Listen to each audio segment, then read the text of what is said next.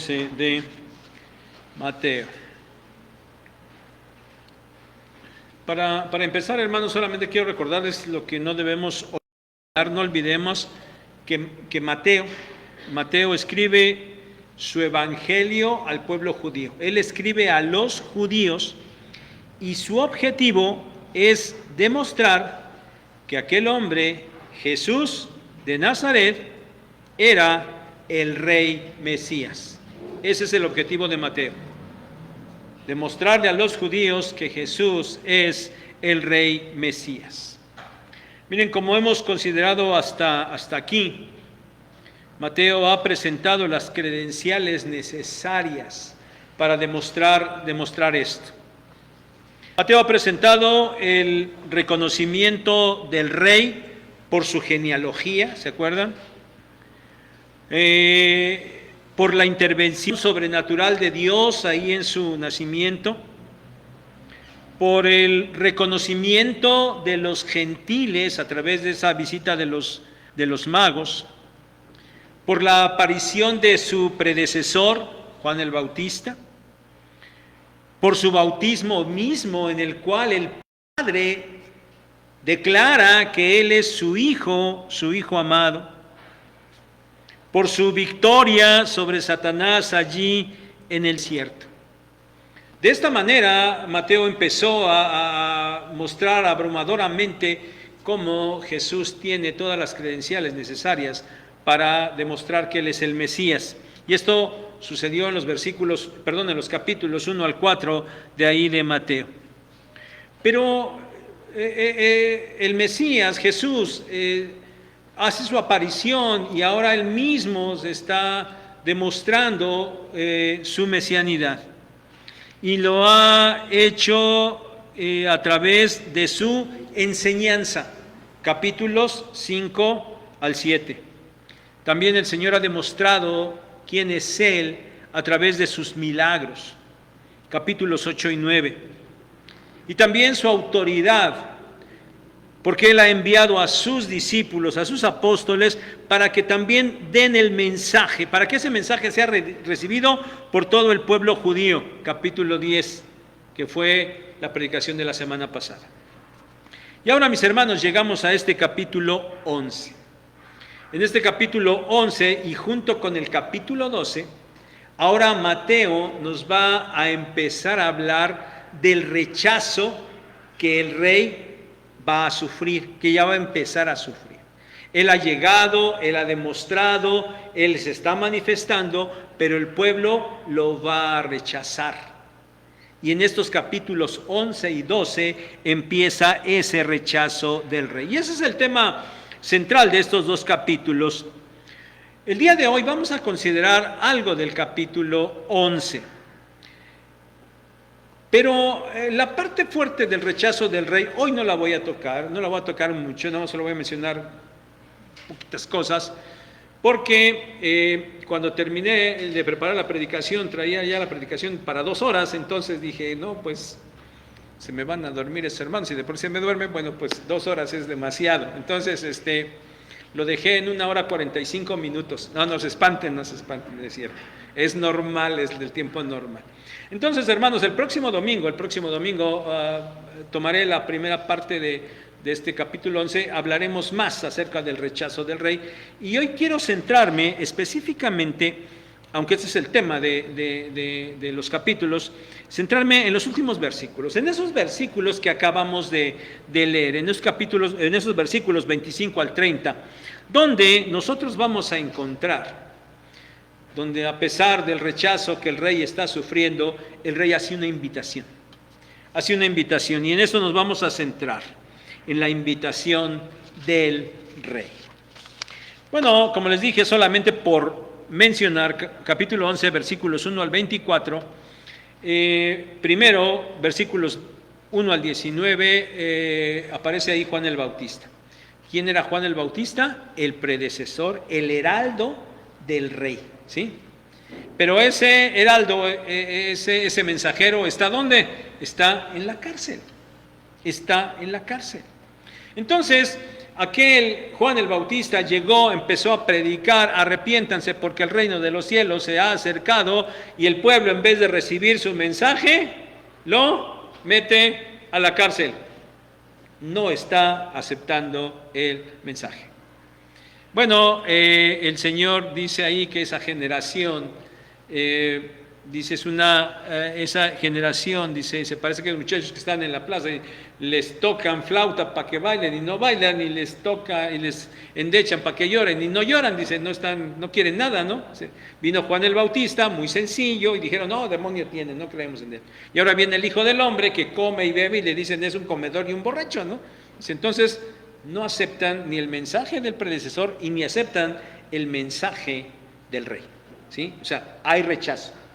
Y enseguida, en los versículos 20 al 24, el Señor habla acerca del rechazo y más que un rechazo, la indiferencia que hay por parte de tres ciudades, Corazín, Betsaida y Capernaum. Las tres ciudades más importantes que había en ese momento allá en Galilea. Eran las ciudades más grandes y más importantes. Y dice el Señor que Él se había presentado como el Mesías, haciendo esos milagros tan grandes en esas ciudades, y las ciudades lo habían ignorado.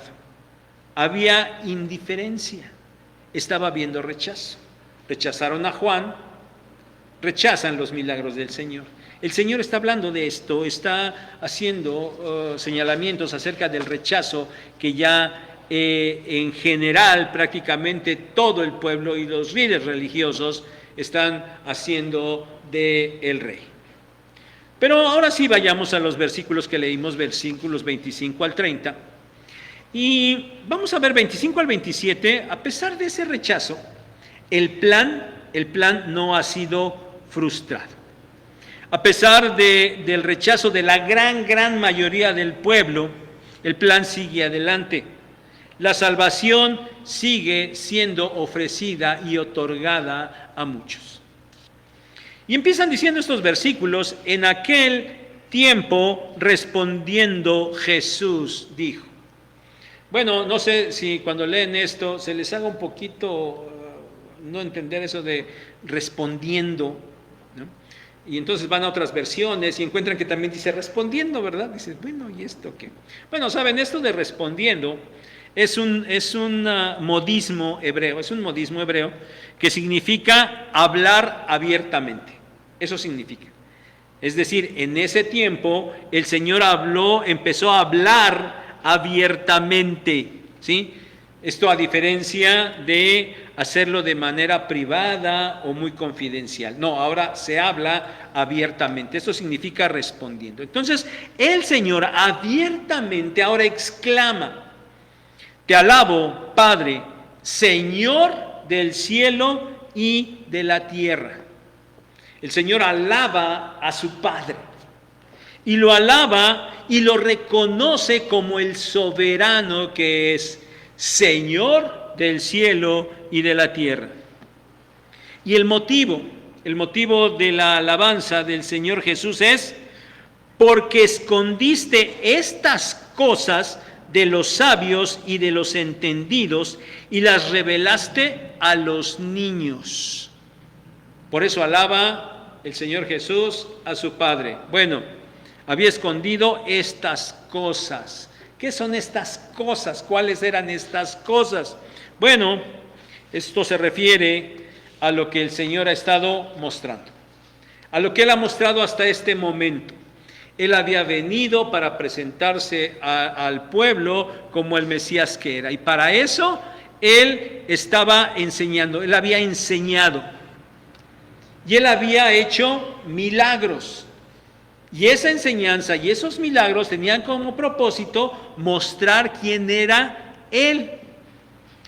Y Él había llegado a compartir el mensaje del Evangelio. Arrepiéntanse, crean en el Evangelio, porque el reino se ha acercado.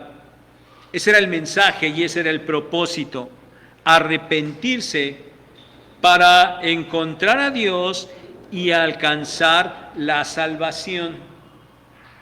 A eso se refieren las frases, estas cosas. Y el Señor Jesús alaba al Padre porque Dios, el Padre, había escondido estas cosas de los sabios y los entendidos. ¿Quiénes eran esos sabios y entendidos? Eran aquellos que pensaban que tenían un conocimiento correcto de Dios.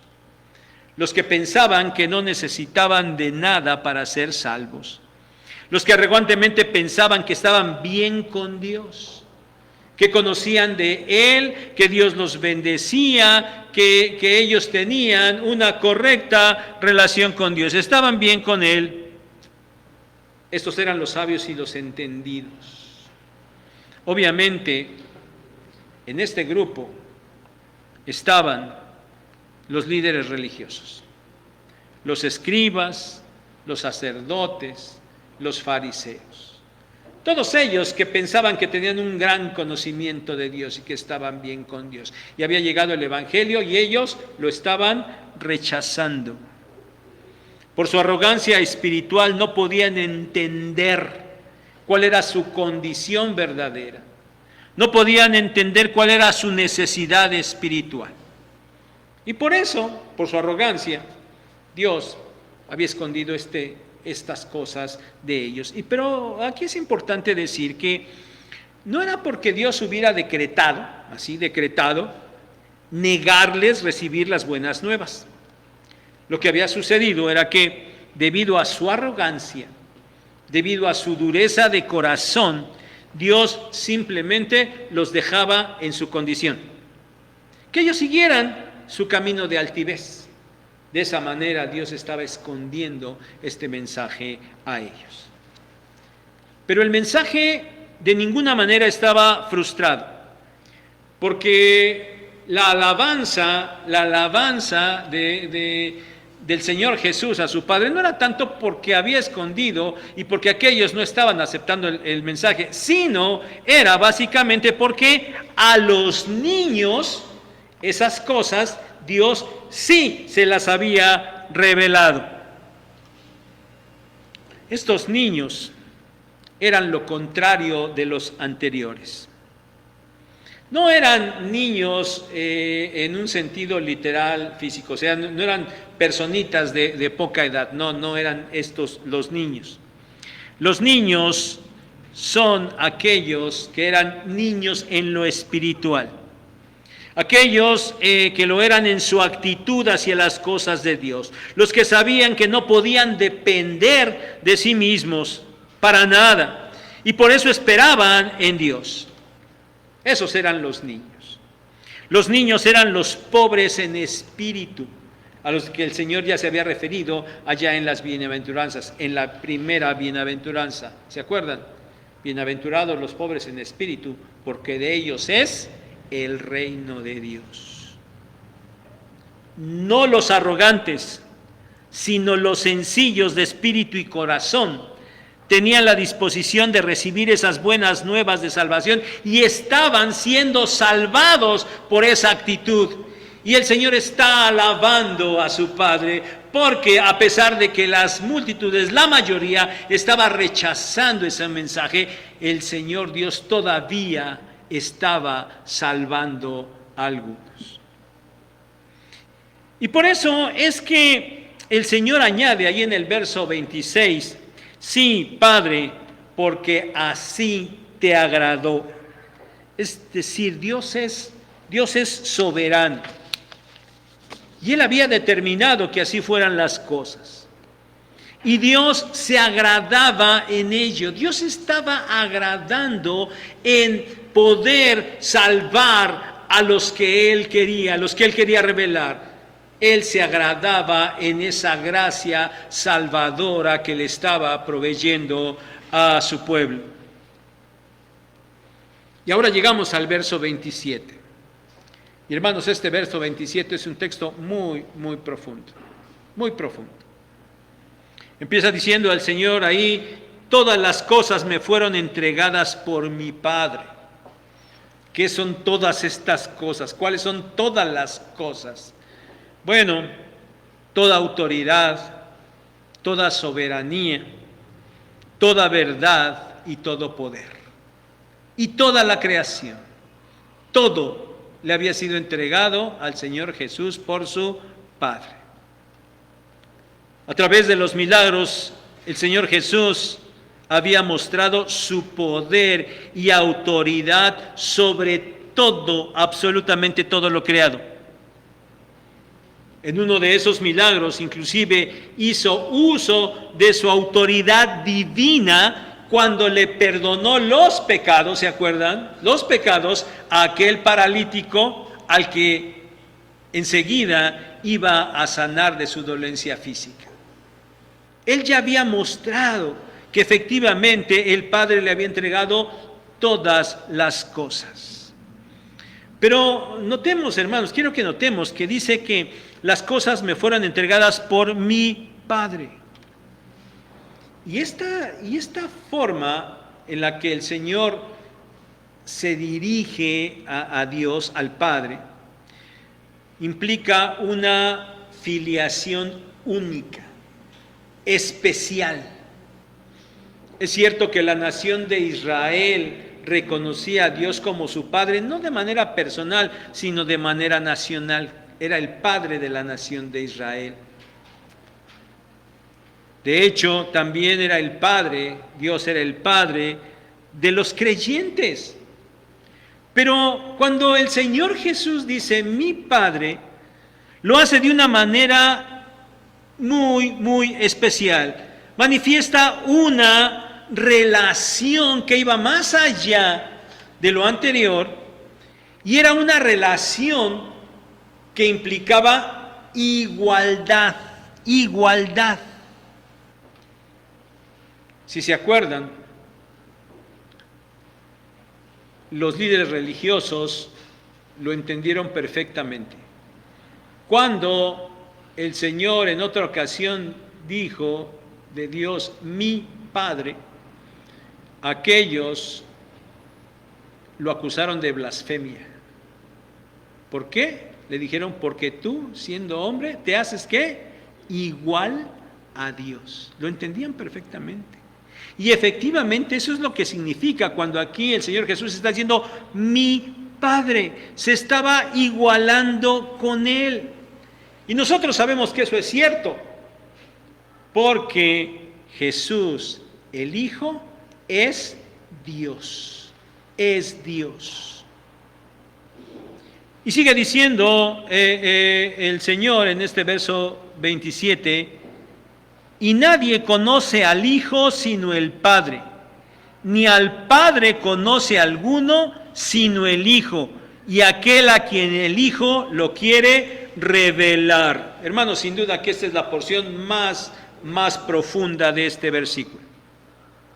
El conocimiento entre el Padre y el Hijo es algo que los seres humanos nunca podremos comprender. Nunca. Conocemos al Hijo, nuestro Señor Jesucristo, sí, ciertamente, pero lo conocemos hasta la medida que nuestra mente finita puede alcanzar, solamente hasta allí. Conocemos a Dios, sí, conocemos al Padre, conocemos de Él, sí, pero otra vez, solamente hasta la medida en que nuestra mente finita puede hacerlo. Solamente hasta la medida en la que Dios mismo ha decidido revelarse. Hasta ahí nada más. La revelación máxima del Padre es el Hijo, el Señor Jesucristo. Y nosotros conocemos de Dios solamente hasta la medida en que el Hijo lo ha querido revelar. La mente humana, pecadora como es, no puede conocer plenamente ni al Padre ni al Hijo, no puede. Aún la mente pecadora redimida, que sería la nuestra, ¿verdad? La mente pecadora redimida, a pesar de que se tenga un mayor conocimiento que los inconversos, bueno, tampoco puede llegar a un conocimiento pleno del Padre y el Hijo. Seguramente que cuando estemos en nuestro estado de glorificación, allá en la presencia de Dios, ya plenamente, pues sin duda que nuestro conocimiento del Padre y del Hijo será mayor. Y yo no sé si podemos decir que será muchísimo mayor de lo que ahora los conocemos. Pero a pesar de eso, nunca llegaremos a tener el conocimiento pleno del Padre y del Hijo, tal como ellos lo tienen entre sí, nunca. Por mucho que humana y espiritualmente se pueda profundizar en estas palabras, en las palabras de este versículo 27, bueno, solo se podrá avanzar en una manera mínima acerca de lo que significa la relación que hay entre el Padre y el Hijo. Por eso les digo que esto es muy profundo y el Señor solamente nos permite, en su gracia, un pequeño atisbo de esto. Y solo puntualicemos que por ese poder que el Hijo ha recibido, porque el Padre le ha dado todas las cosas, y por ese conocimiento perfecto que el Hijo tiene del Padre, es que Él tiene el poder para revelarlo a los hombres. ¿Y para qué lo va a revelar? Para alcanzar la salvación, para eso. Ahora, después de que el Señor ha dicho esto, versículos 28 al 30, el Señor hace una invitación.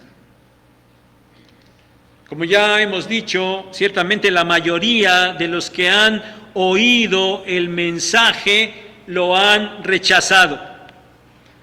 Pero también ya hemos dicho, pero eso no significa que haya fracasado. No ha habido ningún fracaso. Porque los sencillos de corazón, ellos sí lo están recibiendo, a ellos sí les ha sido revelado y de esto se ha agradado Dios. El propósito de salvación no ha quedado truncado. El Señor seguirá salvando a muchos. Y en estos versículos el Señor sigue hablando y lo primero que Él dice, venid a mí, venid a mí. La invitación no es a seguir una religión. La invitación no es a seguir aquellas tradiciones que los líderes religiosos se empeñaban en transmitir al pueblo. La invitación del Señor es, venid a mí, a mí. Y hermanos, este ha sido siempre el llamado. Ir al Señor Jesús, seguirlo a Él. A Mateo le dijo simplemente, sígueme. A Pedro y a Andrés, ¿se acuerdan? Les dijo, venid en pos de mí. Aquel joven rico que no aceptó, le dijo, sígueme. Ese siempre ha sido el llamado, venir en pos del Señor Jesús. ¿A quiénes estaba dirigiendo el Señor su invitación? Dice ahí, venid a mí, todos los que estáis trabajados y cargados. Miren, esto de trabajados significa estar agotados, estar exhaustos.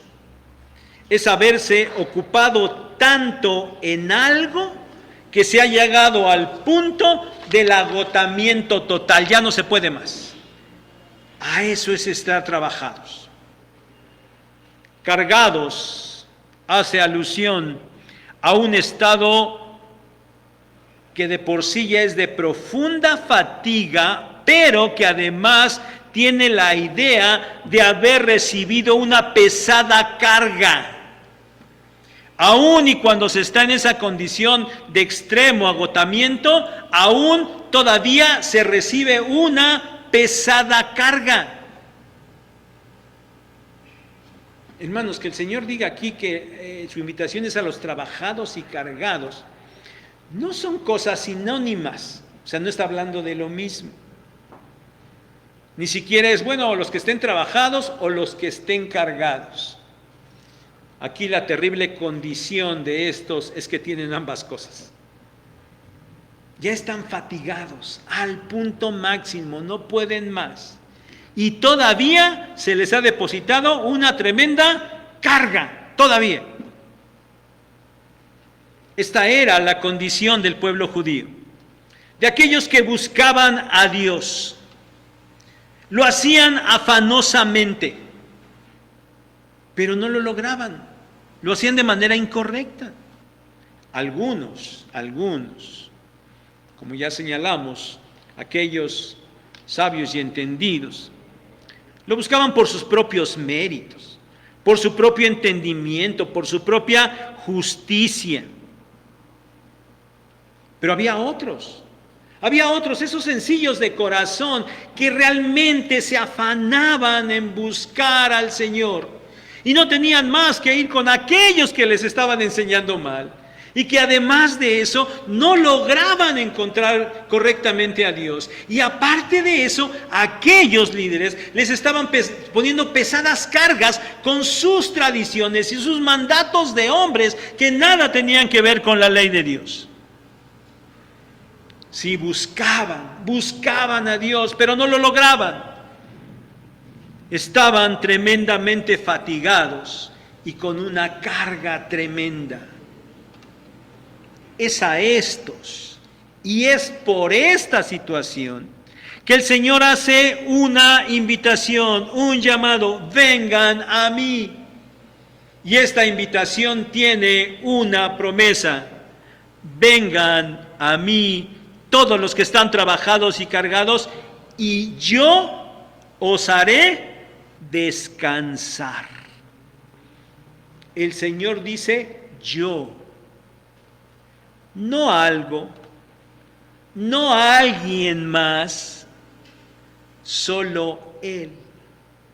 Porque solo Él era capaz de proveer descanso. Y aquí la palabra descansar significa refrescarse. Como cuando se llega del trabajo, de un largo viaje. Yo creo que ahorita ustedes tendrían muy claro esto de llegar y refrescarse con estos calores que están haciendo, ¿verdad? Y tienen que salir al trabajo o al mercado y después ahí vienen, ¿verdad? Y por mucha sombrilla, gorra o lo que quieran ponerse, de todas maneras llegan totalmente fatigados y llegan a su casa y se desploman. Y se toman una coquita bien fría. Bueno, está bien agua, tomen agua pues. Se toman su agüita. Y entonces, digo, eso lo experimentan, ¿verdad? Llegan y dicen, sienten ese refresco, ¿sí? Sienten ese descanso. Así es lo que significa esta palabra. Ese refrescarse, es revivir, es rejuvenecer después de estar en esa condición. Vengan a mí y yo les daré ese refrescarse.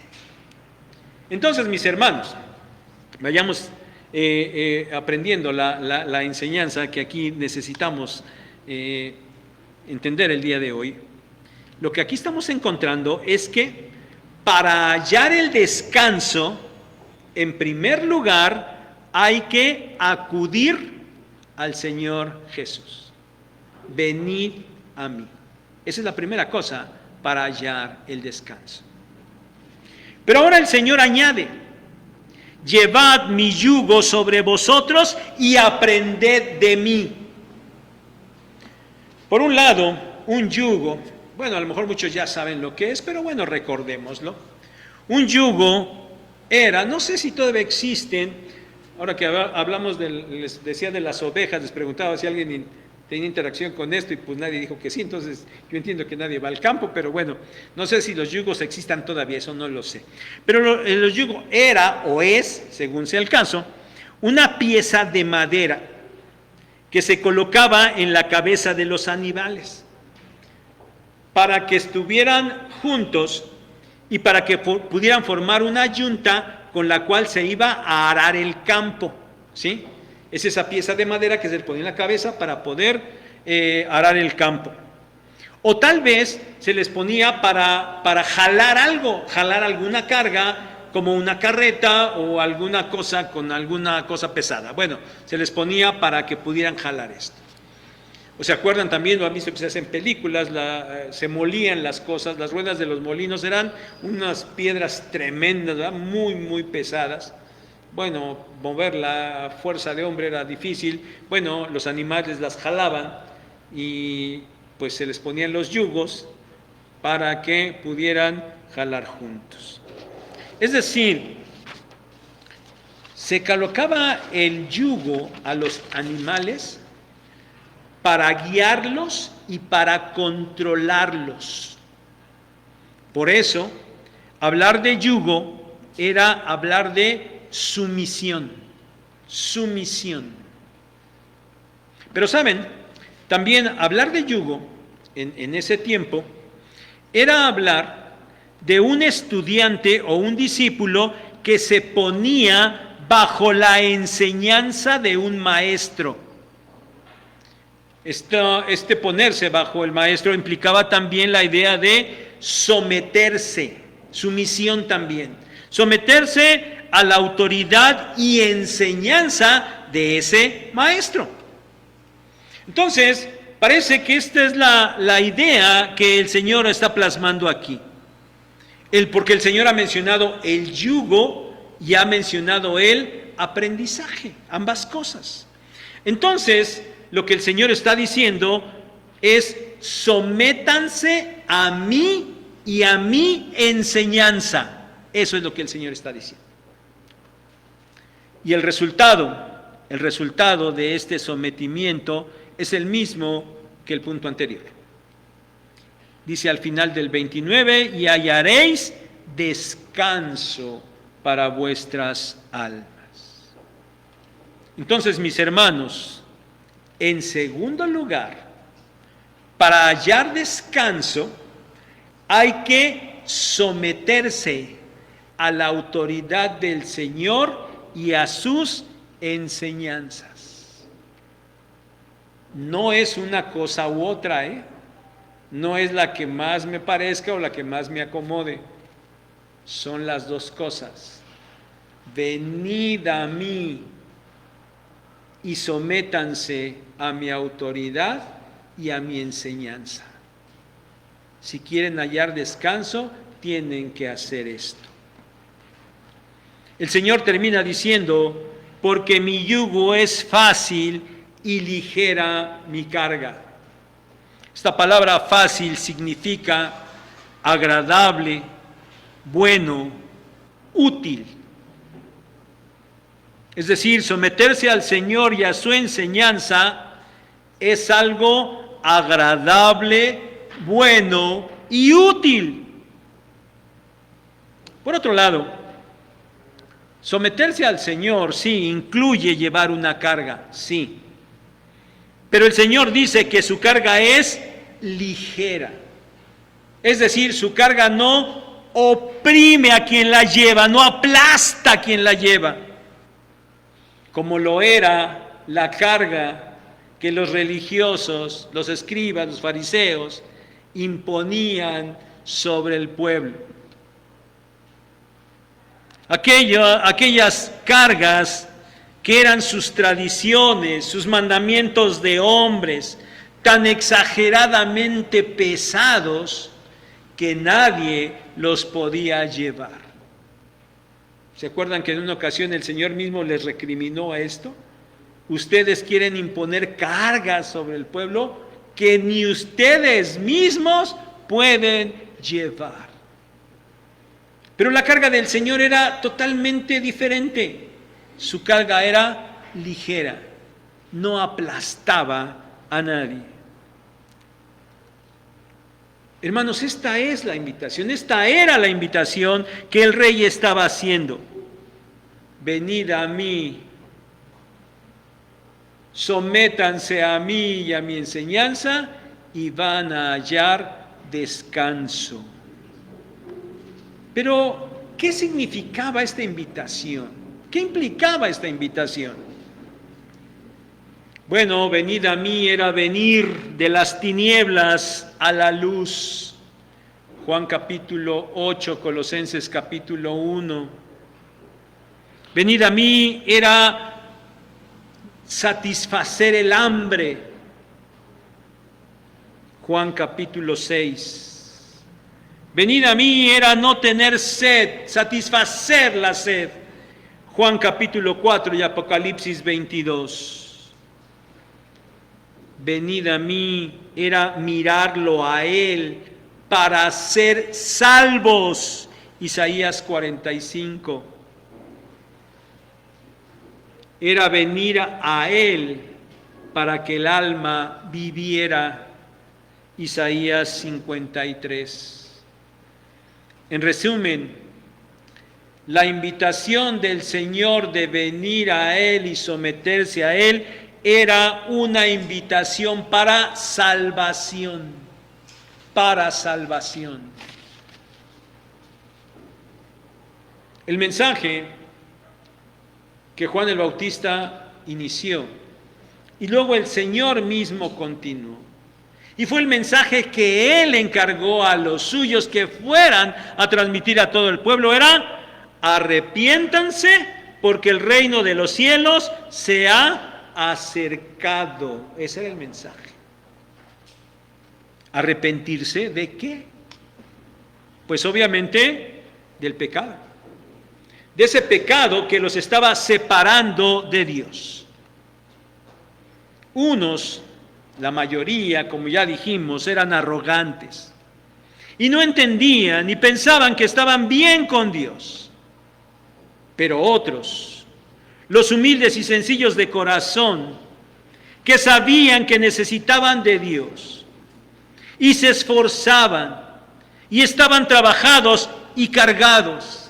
Estaban totalmente fatigados porque sus esfuerzos no lograban llegar a encontrar de manera correcta a Dios.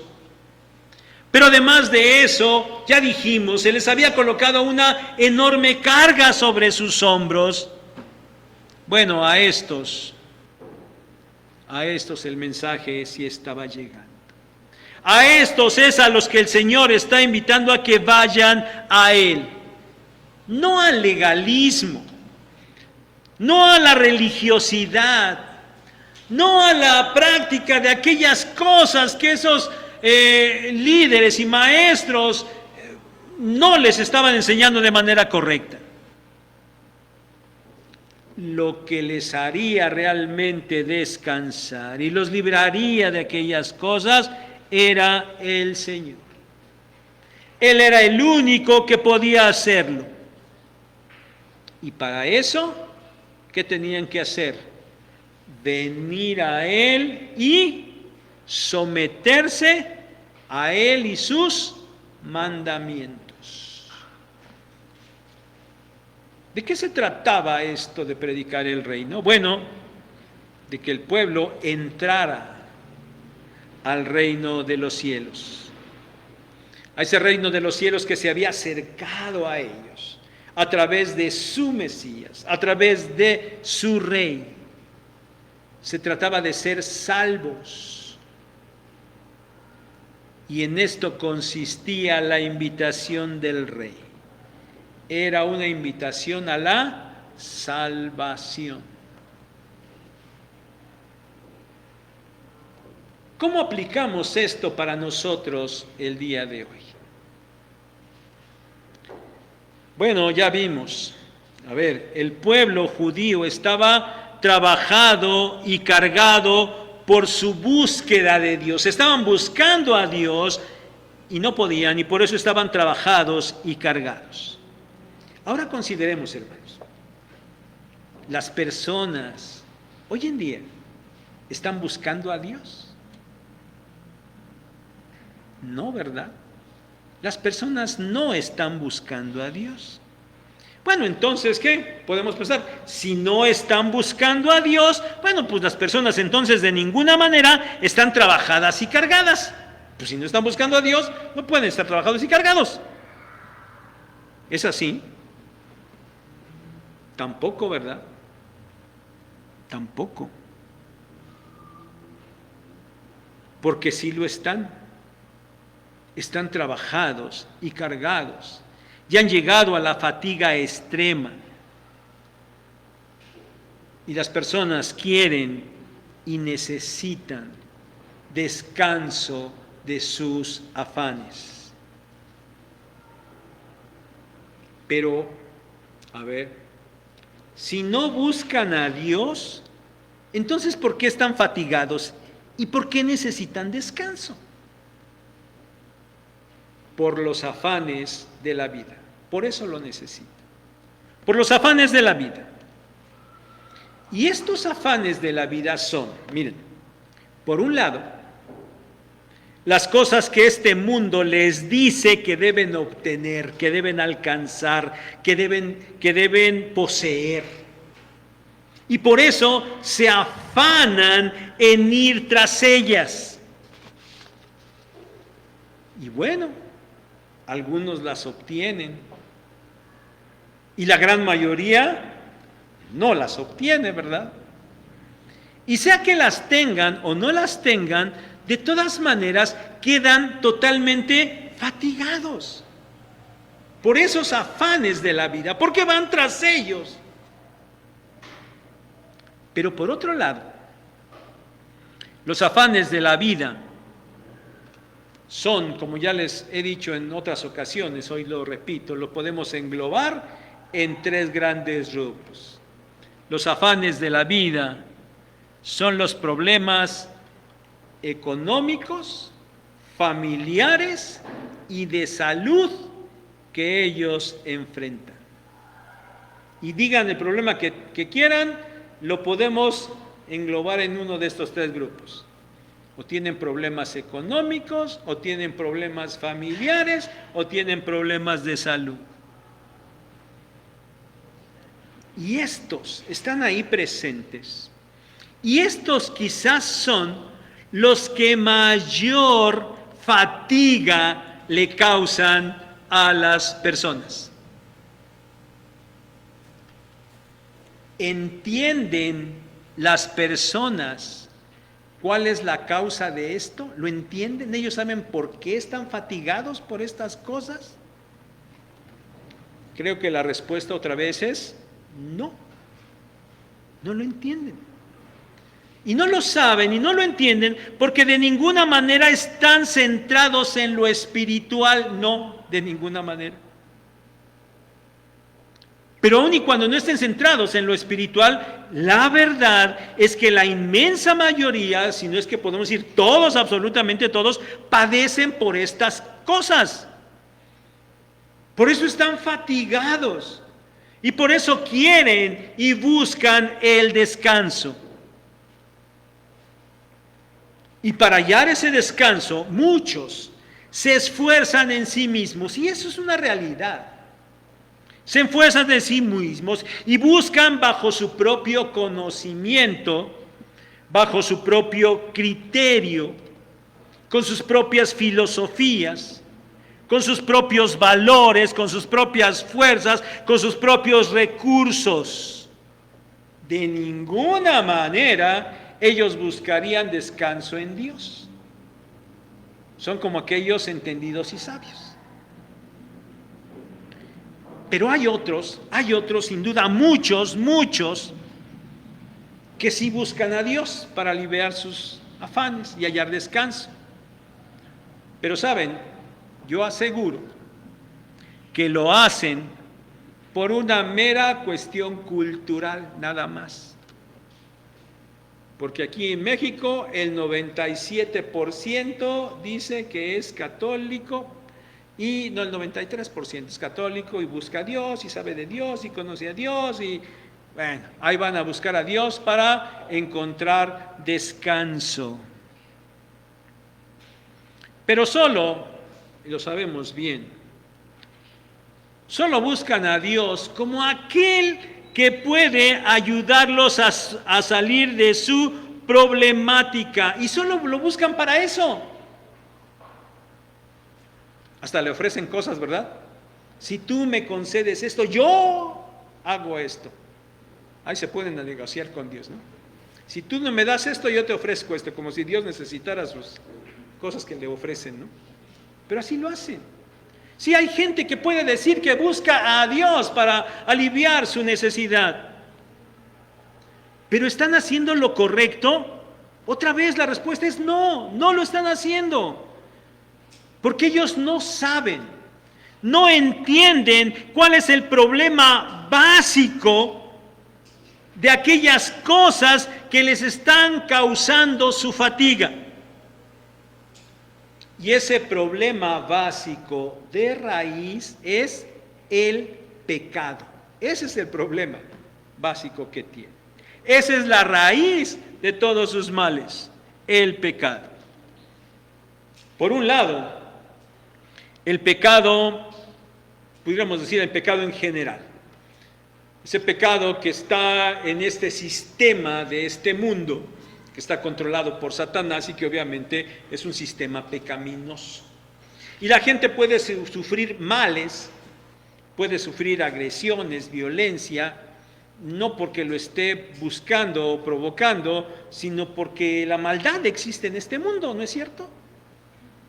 Hasta dice hoy la gente, ay, cuántos inocentes sufren por causa de, ¿verdad? Porque pues, aparentemente no tienen culpa de nada, y sin embargo este sistema pecaminoso les está afectando. El pecado es la raíz. Pero por otro lado, la raíz está también en su pecado personal, y creo que ese puede ser el mayor de los males, ¿verdad? Su pecado personal, el pecado de cada uno, ese pecado que les está acarreando terribles consecuencias a su vida. El problema básico de las personas es el pecado. Y por eso es que ante esos afanes están trabajados y cargados realmente, y la gente busca hallar el verdadero descanso, y sabemos, aquí lo estamos viendo, la única solución para hallar el verdadero descanso es venir al Señor en arrepentimiento y fe para recibir el perdón de pecados y alcanzar la salvación. Pero saben, y es probable que muchos de ustedes ya lo hayan comprobado, cuando les dicen a las personas que hay que hacer esto, cuando ellos escuchan esto, sin chistar, ellos dicen que sí, ¿no es cierto? Que sí, que ellos depositan su fe en el Señor y quieren obtener la salvación. Y cuando se les dice, es que tienes que levantar la mano, la levantan. Y si les dicen, tienes que ir al templo y pasar al frente, vienen y pasan al frente. Si les dicen, tienes que hincarte, se hincan. Si les dices, tienes que repetir esta oración, la repiten. Ellos piensan que de esa manera van a resolver sus problemas. Esperan que haciendo eso, sus problemas desaparezcan. Y oh decepción, resulta que no es así. Y cuando no obtienen eso que pensaban, entonces ¿qué hacen? Se alejan, se van. ¿Por qué? Porque no era una fe verdadera. Porque no habían tomado conciencia de su pecado. Porque no tenían la carga por ese pecado. En realidad, en su interior, solo buscaban una fórmula mágica para salir de sus problemas y descansar de sus afanes. Por esto, mis hermanos, es que con base en lo que estamos aprendiendo en este pasaje, es esencial completar el ciclo, por llamarlo de alguna manera. ¿Qué dijimos? Hay que venir al Señor, ciertamente, pero hay que someterse a Él y a sus mandamientos, a su enseñanza. La gente puede decir, sí, yo creo, yo hago, yo esto, yo lo que tú me digas con tal de que Dios me ayude en mis problemas. Bueno, pero la evidencia de una verdadera fe se va a dar cuando ese que dice yo creo se somete a la autoridad y a la enseñanza del Señor Jesús. Esa será la prueba de una verdadera fe. Y además esto es necesario porque los problemas que llegan suceden por actuar de una manera contraria a las enseñanzas del Señor. El Señor dice, es por aquí, pero las personas quieren ir por allá. Y por eso se acarrean terribles consecuencias. Por eso no es solamente, sí, yo vengo al Señor, yo creo en Él. No, sujétate a sus mandamientos. Y entonces sí, las cosas se irán arreglando. La única manera de dar descanso es entonces venir al Señor y someterse a sus enseñanzas para ser salvo y luego vivir en esa salvación.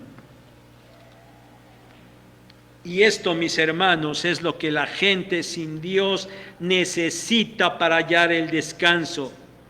Y eso, mis hermanos, es lo que les debemos enseñar para no guiarlos de una manera incorrecta.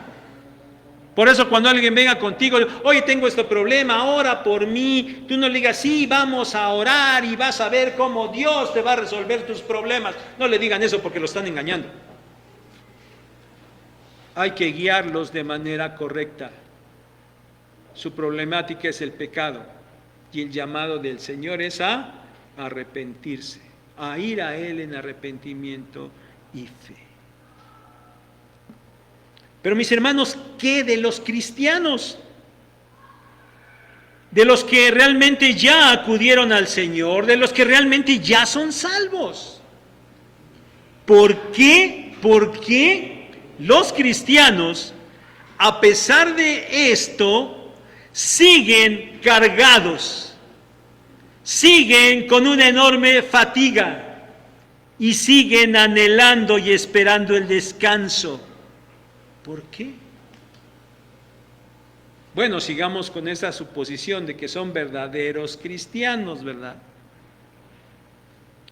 Si son verdaderamente salvos ya, entonces el punto es que no están sometiéndose al Señor y a sus enseñanzas, igual que los inconversos.